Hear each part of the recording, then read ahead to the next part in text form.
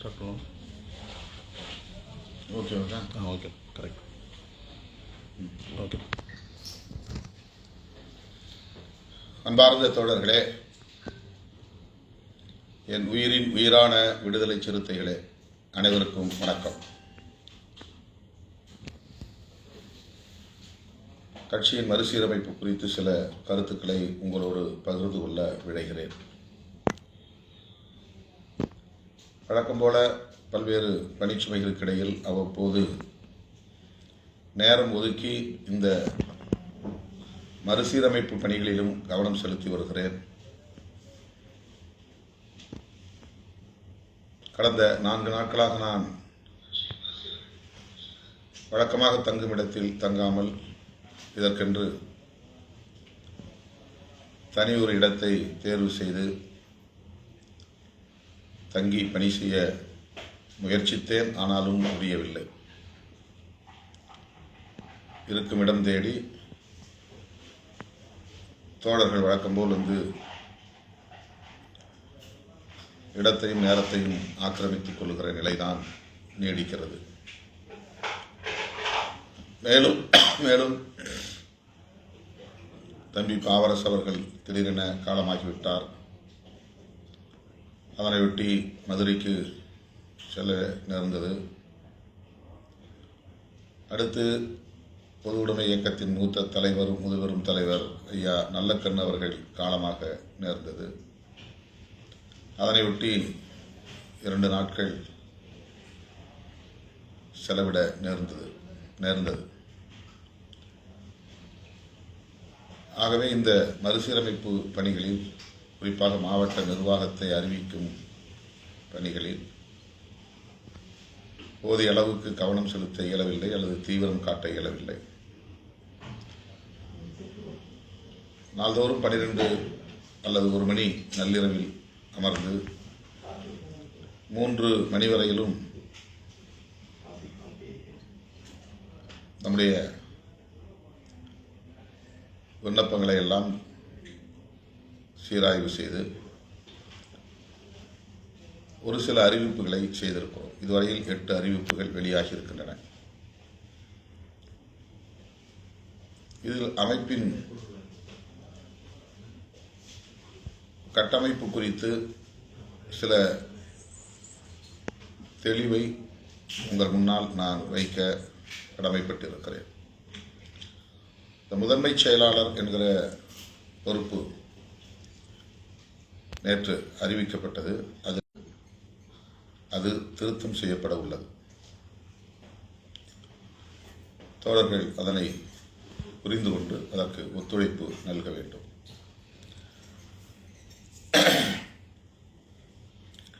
கட்சி மற்றும் கட்சியை சார்ந்த நேரடி தனி பெயராக, அதாவது மகளிர் விடுதலை இயக்கம் என்ற பெயரில் இயங்கவில்லை. ஆனால் இப்போது மகளிர் விடுதலை இயக்கத்தையும் இளைஞர் எழுச்சி பாசறையையும் நாம் பேரம்பாடியில் இணைத்திருக்கிறோம். கட்சி நேரடி கண்காணிப்பில் அல்லது கட்டுப்பாட்டில் இயங்கக்கூடிய அமைப்புகளாக நாம் இணைத்திருக்கிறோம். அதனால்தான் மாவட்ட நிர்வாகத்தில் மாவட்ட செயலாளர், மகளிர் விடுதலை இயக்கத்தின் மாவட்ட செயலாளர், இளைஞர் எழுச்சி பாசறையின் மாவட்ட செயலாளர் இவர்கள் நேரடியாக மாவட்ட நிர்வாக குழுவில் இடம்பெறுகிறார்கள்.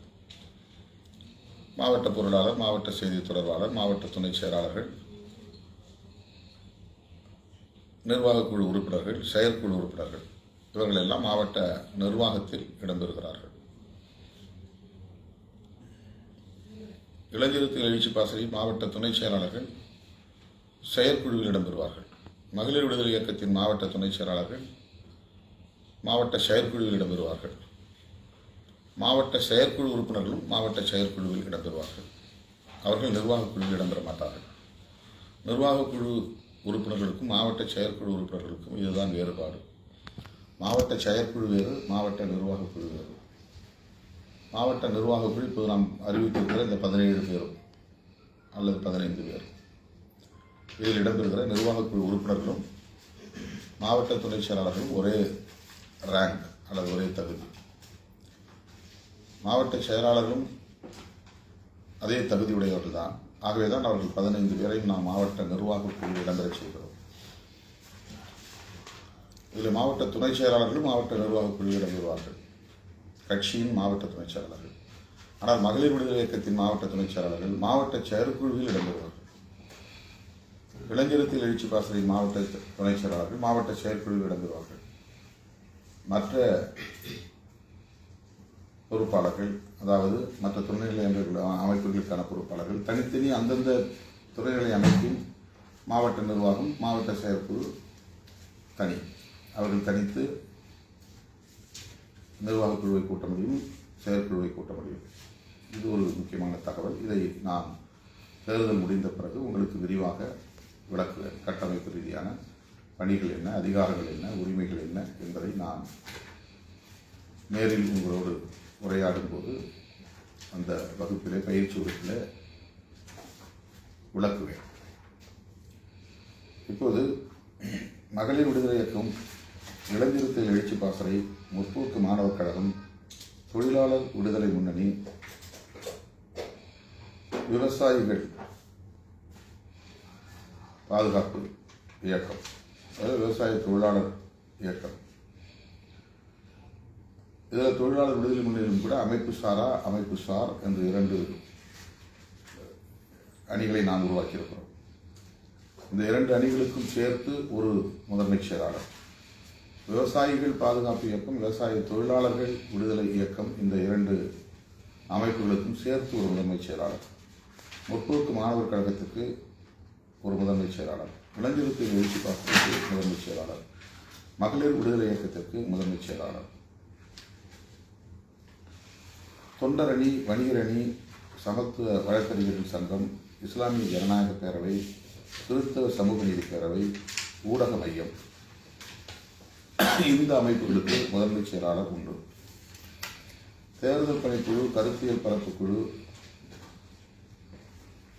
ஒழுங்கு நடவடிக்கை குழு, அரசியல் தலைமை குழு, சொத்து பாதுகாப்பு குழு, இவை நேரடியாக பேரன்பாடியில் இடம்பெற்றுள்ள குழுக்கள். இதில் கருத்தியல் பரப்பு குழு, தேர்தல் பணிக்குழு ஆகியவற்றுக்கு முதன்மை செயலாளர்கள் உண்டு. ஒழுங்கு நடவடிக்கை குழு, அரசியல் தலைமை குழு, சொத்து பாதுகாப்பு குழுவுக்கு கட்டமைப்பு இன்னும் நாம் முடிவெடுக்கவில்லை. அது குறித்து கலந்தாய்வு செய்து அதன் பின்னர் அதனுடைய தலைமை பொறுப்பு, மாநில அளவிலான கட்டமைப்பு என்ன, மாவட்ட அளவிலான கட்டமைப்பு என்ன என்பது குறித்து அறிவிக்கப்படும். தற்போதைக்கு தேர்தல் பணிக்குழு, கருத்தியல் பரப்பு குழு ஆகிய 2க்கும் முதன்மை செயலாளர் உண்டு. ஊடக மையத்திற்கு முதன்மை செயலாளர் உண்டு. கிறிஸ்தவ சமூக நீதி பேரவை, இஸ்லாமிய ஜனநாயக பேரவை, வழக்கறிஞர் அணி அல்லது சமத்துவ வழக்கறிஞர்கள் சங்கம், வணிகரணி, தொண்டரணி, விவசாயிகளுடைய சங்கம், தொழிலாளர்களுடைய சங்கம், மாணவர்களுடைய கழகம், இளைஞரத்தில் அமைப்பு, மகளிர் விடுதலை இயக்கம், இந்த அமைப்புகளுக்கு மட்டும்தான் முதன்மை செயலாளர்கள். ஓவியரணி, பழங்குடியினர் விடுதலை இயக்கம், விடுதலை கலை இலக்கிய பேரவை, விளையாட்டுத் திறன் மேம்பாட்டுக் குழு, இதற்கு தலைமை பொறுப்பு முதன்மை செயலாளர் என்று இல்லாமல் அதற்கு வேறு என்ன பொறுப்பை அறிவிப்பது என்று 2 நாளில் நான் உங்களுக்கு அறிவிப்பேன். அது குறித்து நான் கொஞ்சம் கலந்தாய்வு செய்ய வேண்டியிருக்கிறது.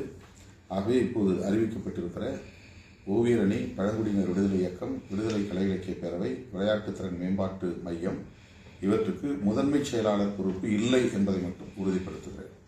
தவறுதலாக இடம்பெற்றுவிட்டது. தோழர்கள் அதை பொறுத்துள்ள வேண்டும். இந்த மாற்றம் செய்து மீண்டும் அந்த பட்டியல் அறிவிக்கப்படும் என்பதை தெரிவித்துக் கொள்கிறேன். வெகுமக்களோடு விரிவான கட்டமைப்பை கொண்டுள்ள அமைப்புகளுக்கும் கட்சியின் நேரடி கண்காணிப்பில் காத்திரமான பொறுப்புகளை வகிக்கிற பணிக்குழுக்கள், தேர்தல் பணிக்குழு, கருத்தியல் பரப்பு குழு போன்ற அமைப்புகளுக்கும் முதன்மை செயலாளர்கள் உண்டு. அவர்களுக்கு கீழே மாநில செயலாளர்கள் உண்டு.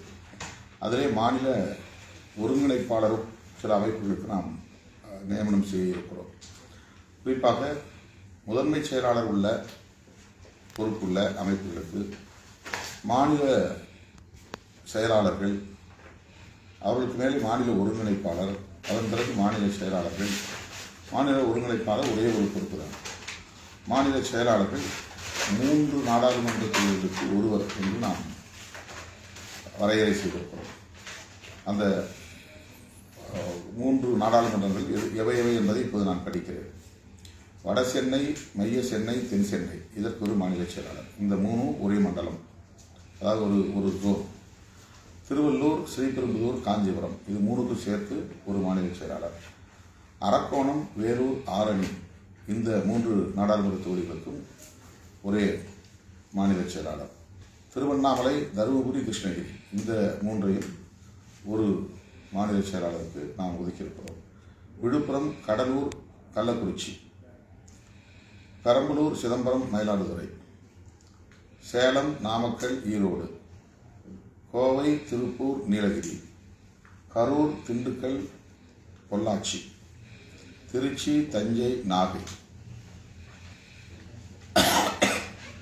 தேனி, மதுரை, சிவகங்கை, ராமநாதபுரம், விருதுநகர், தூத்துக்குடி, தென்காசி, திருநெல்வேலி, கன்னியாகுமரி, இப்படி 39 நாடாளுமன்ற தொகுதிகளையும் 3 நாம் பிரிப்பதில் 13 மாநில செயலாளர்களை நாம் நியமனம் செய்கிறோம். இந்த ஒவ்வொரு நாடாளுமன்ற தொகுதிக்கும் ஒரு மாநில துணைச் செயலாளர், 39 மாநில துணைச் செயலாளர்கள் நியமனம் செய்கிறோம். இதுதான் இந்த துணைநிலை அமைப்புகளுக்கு எல்லாவற்றுக்கும் முதன்மைச் செயலாளர் உள்ள எல்லா அமைப்புகளுக்கும் இந்த கட்டமைப்பில் தான் நாம் மாநில செயலாளர்களையும் மாநில துணைச் செயலாளர்களையும் நியமனம் செய்ய இருக்கிறோம். மாநில செயலாளருக்கு அடுத்து முதன்மைச் செயலாளருக்கு அடுத்து மாநில ஒருங்கிணைப்பாளர், மாநில நிதிச் செயலாளர் மற்றும் மாநில ஒருங்கிணைப்பாளர் ஆகிய பொறுப்புகளையும் சிங்கிள் போஸ்ட் என்ற அடிப்படையில் நியமனம் செய்ய இருக்கிறோம். இப்போது அறிவித்துள்ள இந்த அறிவிப்பு ஓவியர் அணிக்கான முதன்மை செயலாளர், பழங்குடியினர், இதெல்லாம் விரிவான வெகுமக்களோடு நெருங்கிய கட்டமைப்பு கொண்ட அமைப்புகள் இல்லை. ஆகவே இதற்கு முதன்மைச் செயலாளர்கள் தேவைப்படாது என்று ஏற்கனவே நாம் வரையறை செய்திருந்தோம். அறிவிப்பு அது தவறாக இடம்பெற்றிருக்கிறது. அதுபோல் சில மையங்கள் இருக்கின்றன, ஆவண மையம் இருக்கிறது, அந்த மாதிரி சில மையங்கள் உள்ளன. அவற்றுக்கெல்லாம் நாம் முதன்மை செயலாளர் என்கிற அளவுக்கு விரிவான ஒரு கட்டமைப்பை நாம் உருவாக்க தேவையில்லை. அது மாநில அளவில் எப்படி கட்டமைப்பை உருவாக்குவது என்று 2 நாளில் நான் மீண்டும் உங்களோட நேரடியில் விளக்கம் தருவேன். இப்போதைக்கு இந்த அறிவிக்கப்பட்ட 4 துணைநிலை அமைப்புகளுக்கான முதன்மை செயலாளர் பொறுப்பு இல்லை என்பதை தெரிவித்துக் கொள்கிறேன். தோழர்கள் அதை பொறுத்தருள வேண்டும் என்று கேட்டுக்கொள்கிறேன். அடுத்து மாவட்ட நிர்வாகம் தொடர்பான அறிவிப்புகள் 234 தொகுதிகளுக்கும் நாம் செய்தாக வேண்டும் என்கிற பெரிய நெருக்கடி இருக்கிறது. இந்த பணிகளை செய்வதற்கு எனக்கு நேரம் தேவை, தனிமை தேவை. ஆனால் இந்த 2ஐயும் தோழர்கள் எனக்கு வழங்குவதில்லை என்ற நிலைதான் தொடர்கிறது. இப்படி தொடர்ந்தால் இந்த பொறுப்புகளை அறிவிப்பதிலே இன்னும் பெரும் தேக்கம் ஏற்பட்டுவிடும். நேரிலே என்னை சந்திப்பதை தயவு கூர்ந்து தவிர்க்க வேண்டும் என்று கேட்டுக்கொள்கிறேன். திருமணம், காதுகுத்து போன்ற இல்ல நிகழ்ச்சிகளுக்கு அழைப்பதையும் தவிர்க்க வேண்டும் என்று மீண்டும் கேட்டுக்கொள்கிறேன். அறிவிப்பு செய்த பிறகு இதை மாற்று, அதை மாற்று என்று சொல்லுவது ஏற்புடையதல்ல. ஒரு கட்சி தலைவருக்கு சுதந்திரம் இருக்கிறது.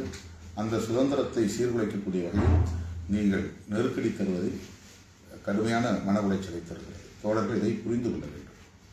ஒரு 1-2 மாவட்டங்களில் மட்டும்தான் இது நிகழ்கிறது. தமிழ்நாட்டில் கிட்டத்தட்ட 234 சட்டமன்ற தொகுதிகளில் ஒரு 4-5 சட்டமன்ற தொகுதிகளில் மட்டும்தான், குறிப்பாக வட மாவட்டங்களில் திரும்ப தோழர்கள் ஒரு நெருக்கடியை தருகிற சூழல் அறிவித்திருக்கிறது. இந்த பதவி என்பது நிலையான பதவி அல்ல, ஒரு 3 ஆண்டு கால பதவிதான்.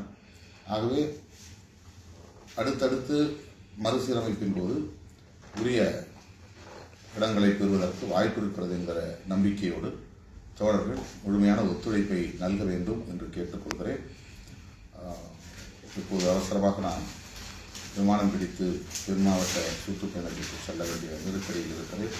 எனவே தோழர்களுக்கு என்னுடைய வாழ்த்துக்களை, புதிதாக பொறுப்பேற்றுள்ள தோழர்களுக்கு என்னுடைய வாழ்த்துக்களை தெரிவித்துக் கொள்கிறேன். மாவட்ட நிர்வாகம், மண்டல செயலாளர்கள், மாநில செயலாளர்கள் கலந்து பேச வேண்டும். இப்போ இளைஞருக்கு எழுச்சி பாசறையுடைய பொறுப்பாளர்களை மாவட்ட அளவில் நியமனம் செய்ய வேண்டும் என்றால் இளைஞர்களுக்கான மாநில செயலாளர்களோடு கட்டாயமாக நீங்கள் கலந்தாய்வு செய்ய வேண்டும். எல்லோரும் சேர்ந்து ஒருமித்த முடிவுக்கு நீங்கள் வர வேண்டும். என்கிட்ட வந்து நீங்கள் தனித்தனியாக பட்டியல் கொடுத்து இதை எதையாவது ஒன்று போடுன்னு சொல்லி எடுத்து கொள்வதில் எந்த அர்த்தமும் கிடையாது. உங்களுக்கு இடையில் வந்து ஒரு இன்ட்ராக்ஷன் நடக்கணும், நீங்கள் கலந்தாய்வு செய்யணும், ஒருத்தருக்கு ஒருத்தர் அனுசரித்து போகணும். அப்படிங்கிறதுக்கு தான் இந்த வாய்ப்புகளை நம்ம உருவாக்கி தர்றோம். ஆகவே இளஞ்செழுத்துகள் பொறுப்பு நியமனம் செய்கிறது. அதற்கென்று நியமிக்கப்பட்ட மாநில செயலாளர்களோடும் நீங்கள் கலந்தாய்வு செய்ய வேண்டும். மண்டல செயலாளர்களுக்கும் மாவட்ட செயலாளர்களுக்கும் இதில் பொறுப்பு இருக்கிறது என்று நான் சொன்னாலும் கூட அவர்கள் தனித்து மாநில செயலாளர்களை கலந்து பேசாமல் முடிவெடுக்கக்கூடாது. ஆக 3 பேரும் ஒரு இடத்திலே நீங்கள் சந்திக்க வேண்டும். அதேபோல் மகளிர் விடுதலை இயக்கத்திற்கு மாநில செயலாளர் போட்டிருந்தால் அந்த மாநில செயலாளரும் மாவட்ட செயலாளரும் மண்டல செயலாளரும் கட்டாயம் சந்திக்க வேண்டும். இதற்கெல்லாம் ஒரு மாவட்ட செயற்குழு கூட்டி முடிவெடுக்க வேண்டும் என்று தேவையில்லை. இந்த 3 பேர் கூடினாலே போதும். அந்தந்த மண்டலத்தில் எந்த சட்டமன்ற தொகுதிக்கு நீங்கள் பேசுகிறீர்களோ அந்த சட்டமன்ற தொகுதிக்கு உட்பட்ட மண்டல துணை செயலாளரையும் நீங்கள் கலந்து பேச வேண்டும். ஒருவரோடு ஒருவர் கலந்து பேச வேண்டும் என்பதுதான் அரசியலில் முக்கியமான ஒரு களம். அப்படி கலந்து பேசாமல் தனித்தனியே பட்டியலை தயாரித்து அதை தலைவர் கட்சி தலைவர் பார்த்துக் கொள்வார் என்று ஒரு அழுத்தம் கொடுப்பது கட்சிக்கு உகந்ததல்ல. கட்சியின் நலன்கள் பாதிக்கப்படும். உங்களுக்கிடையே பேச்சுவார்த்தை நடக்க வேண்டும். உங்களுக்கிடையே ஒருவருக்கு ஒருவர் விட்டுக் கொடுத்து அனுசரித்து போகிற அந்த சகோதரத்துவம் வளர வேண்டும். அந்த எதிர்பார்ப்போடு தான் இந்த நியமனங்களை எல்லாம் நாம் செய்கிறோம். எனவே ஒரு துணைநிலை அமைப்பிலே, அதாவது நேரடியாக கட்சி என்று சொன்னால் மண்டல செயலாளர் மாவட்ட செயலாளர் முடிவு பண்ணிடலாம்.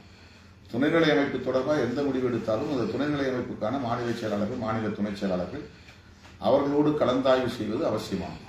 இதெல்லாம் வந்து இம்ப்ளைடு, இது சொல்லித்தான் தெரிய வேண்டும் என்று இல்லை. மண்டல செயலாளர் மாவட்ட செயலாளர் என்பது நேரடியான பேரண்ட் பாடி. அவங்க வந்து கட்சிக்கான பொறுப்பாளர்கள்.